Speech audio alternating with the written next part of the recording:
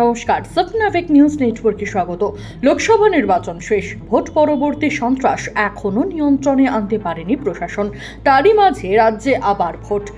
একটা মাসও বাকি নেই। দেশজুড়ে 13টি বিধানসভা কেন্দ্রে উপনির্বাচন ঘোষণা করেছে নির্বাচন কমিশন।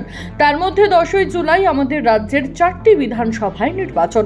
এই মুহূর্তে যে আপডেট রয়েছে, শুধুমাত্র রাজ্য পুলিশ নয়, কেন্দ্রীয় পুলিশের তত্ত্বাবধানেই হবে বিধানসভা উপনির্বাচন।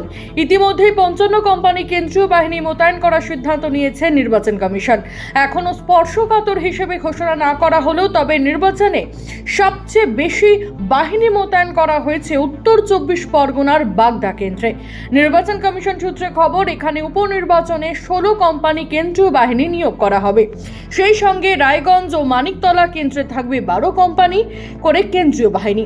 এছাড়া রানাঘাটে 15 কোম্পানির কেন্দ্রীয় বাহিনী মোতায়েন করবে কমিশন। এর মধ্যে 10ই জুলাই ভোট রয়েছে রায়গঞ্জ, রানাঘাট দক্ষিণ, বাগদা ও মানিকতলায়। ফল ঘোষণা হবে 14ই জুলাই। ইতিমধ্যেই শুরু হয়ে গিয়েছে মনোনয়নপত্র জমা দেওয়ার কাজ, যা চলবে 21শে জুন পর্যন্ত। প্রার্থীর নাম ঘোষণা না হলেও ভোট প্রচারে ব্যস্ত সমস্ত রাজনৈতিক দলগুলি।